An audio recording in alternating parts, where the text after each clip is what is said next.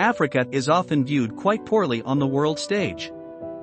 The continent holds plenty of violent, corrupt, and unstable nations and the majority of the world's least developed countries.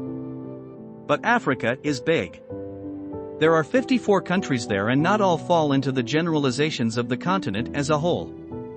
Perhaps most notably, Rwanda. One of the easiest ways to compare countries is through their indicators, and Rwanda are impressive every 100,000 residents. Rwanda has on average only 2.5 murders per year. As a point of comparison, that's lower than India is 3.2, or the United States is 5.4. It's even more impressive when looking at the kind of neighborhood Rwanda is in. Uganda has 11.5, Tanzania has 7, Burundi has 6, and the Democratic Republic of the Congo has 13.6 murders per 100,000. In addition, Rwanda is ranked as the 48th least corrupt country in the world.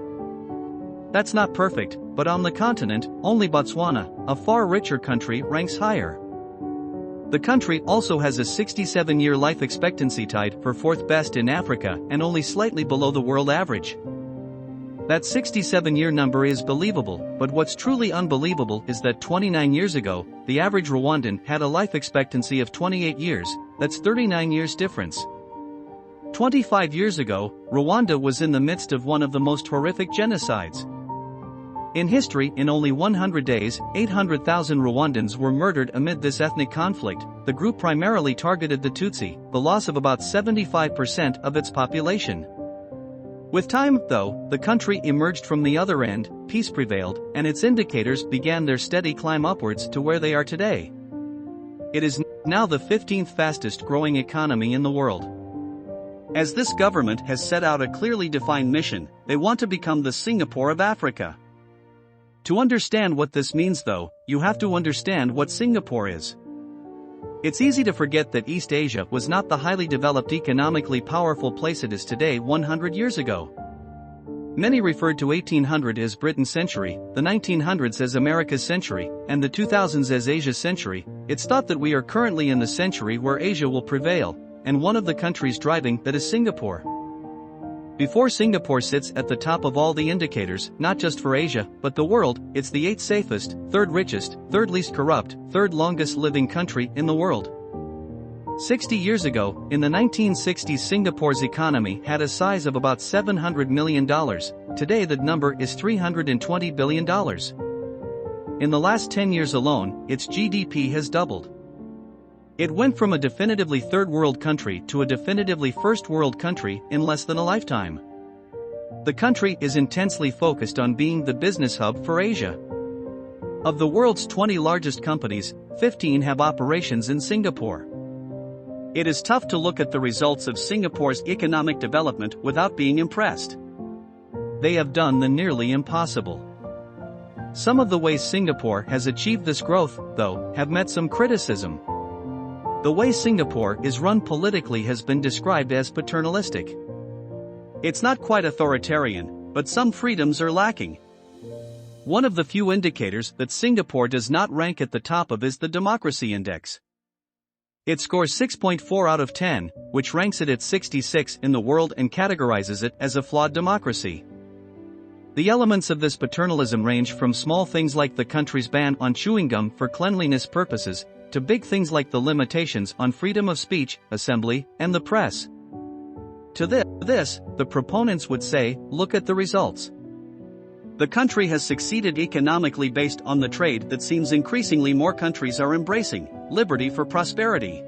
Rwanda has been paying attention. Paul Kagame, its president, declared that mission to turn the country into the Singapore of Africa, and in many ways, it's already well on its way. Arguing that Rwanda is authoritarian is easy. On the same democracy indicator where Singapore is categorized as a flawed democracy, Rwanda earns a score of 3.4 out of 10 and the categorization of authoritarian.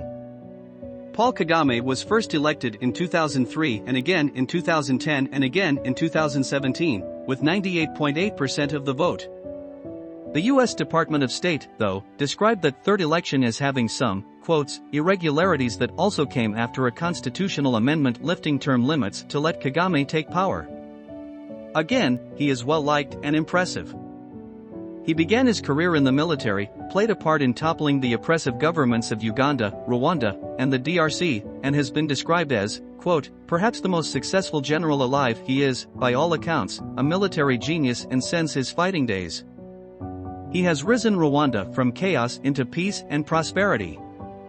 But as a political leader, he himself is still oppressive. Just like in Singapore, there are severe limitations on the freedom of speech, assembly, and the press. There are even accusations of Kagame supporting or arranging the assassination of his political opponents. Looking at the ends though, there are clearly more parallels with Singapore. Singapore's success as a business hub can be attributed to three factors. 1. Geographic centrality. 2. Political stability, and 3. Ease of doing business. As part of Kagame's mission, Rwanda is working to improve these same three factors. For the first factor, Singapore sets a central point in the world. Within an 8-hour flight, one can get to the major business hubs of the Middle East and the UAE and Qatar, all of India, all of East Asia's major business hubs, and Australia. Meanwhile, Rwanda says it is only 600 miles or 950 kilometers from the geographic center of Africa. It is about as central as you can get on the enormous continent for both countries. Though geographic centrality means nothing unless you can get to them. One of Singapore's largest companies is Singapore Airlines, often considered one of the best, if not the best airline in the world. Thanks to this airline, one can get from Singapore to 5 different continents in a matter of hours. It's easy to underestimate the importance of having a globally competitive airline to establish a city as a business hub. It's safe to say that other business hubs such as Dubai and Doha would not be as influential as they are today without their airline. Rwanda has clearly noticed this. Their national airline Rwandair, which is government-owned, has grown from a tiny operation with a few regional jets to a significant intercontinental airline operating brand new planes. They now fly all around Africa to Dubai, Brussels, and London, and have even announced plans to start one-stop service to both Guangzhou, China, and New York. While the airline is not yet nearly at the level of some larger players on the continent like Ethiopian Airlines and South African Airways, it is serving its job effectively of connecting Rwanda to the world. The second factor in Singapore's economic success is political stability. The World Bank rates countries in terms of political stability and absence of violence and terrorism. And for this, Singapore, unsurprisingly, comes up in the 99th percentile, better than almost any country in the world. This is a big reason a CEO might choose to set up their Asian hub in Singapore over Hong Kong, for example, which only scores in the 75th percentile for political stability and is trending downwards. They want to operate in a place that they know won't change quickly on a political level, since there are inherent costs involved with the changing external environment. Rwanda sits at the 48th percentile for this political stability indicator, well, in the middle of the pack. This isn't phenomenal, but compared to the sub-Saharan average of 31, it's doing all right. It's a contentious issue whether the element of authoritarianism promote or impede political stability. In Rwanda's case, with so few years under the current form of government, it's tough to know if the country is stable or not. Rwanda is now, by many accounts, a police state. There are random checkpoints all around the country and strict security at most buildings in Kigali. Kigali is now one of the cleanest cities in Africa, let alone the world, partially due to a ban on single-use plastics and plastic bags, but also because all able-bodied members of the population are required to participate in a community cleaning day on the last Saturday of each month.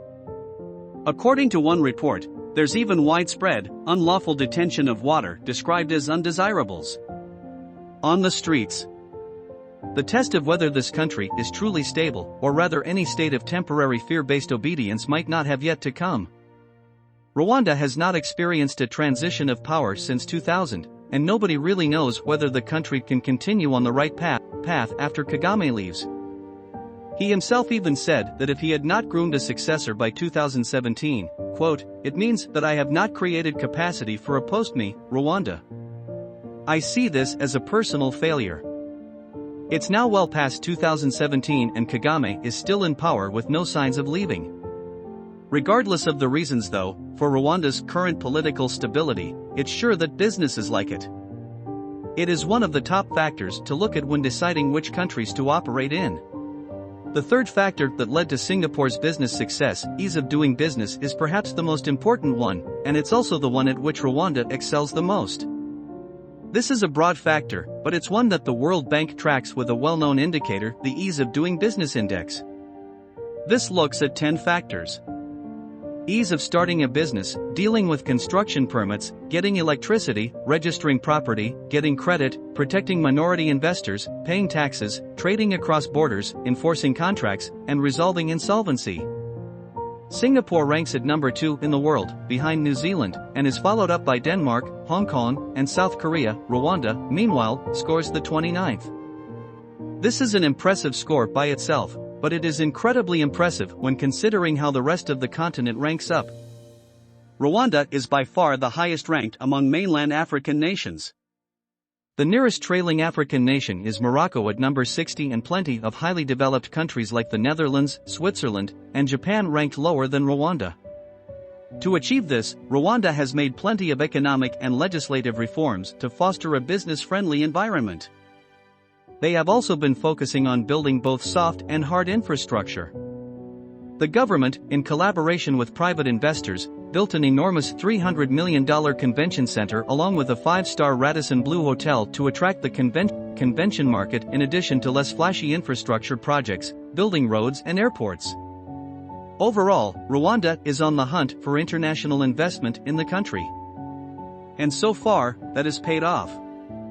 In 2005, $10.5 million were invested from abroad in Rwanda. In 2017, that number was $293 million. A lot is working in Rwanda. It's safe, clean, and growing economically. What more could a country want? Well, there are serious questions from abroad on whether Rwanda's growth is ethical, replicable, sustainable, and even real. The way Rwanda has achieved its current stability and growth has some external observers condemning it. Appearances of Rwanda can also be deceiving. It is still one of the poorest countries in the world, with the average resident earning only $750 a year. Some question whether the country should be spending so much on its airline, its infrastructure, and its capital when so many in the country are so poor. Some question whether the country is growing for its middle and upper class while leaving the rural poor behind. It's no surprise, though, that many of the country's neighbors, curbed by violence and poverty, have pondered whether they should be replicating the ways of Kagame. External observers have given mixed answers to that question. Some believe that the current authoritarian policies will let dissent boil up and eventually explode. They worry that the country will erupt into violence again. Some say that the current regime is solely focused on making things seem like they're improving through climbing up in the indicators without making real rational change. There are even some accusations that we're warned in GDP growth figures might be inflated or otherwise manipulated. It's sure that Rwanda has been growing enormously, but is it really this much? There is no one recipe for economic growth. The fact that the United States became the superpower of the 20th century and China is becoming the superpower of the 21st century proves that more than anything. Democratic states grow, and autocratic states grow. They might grow in different ways, but there are success stories on both ends of the spectrum. What external observers have so much trouble answering is the means to the end question: should Rwanda's growth be lauded given how it is achieved? Can you tolerate some bad in exchange for much good?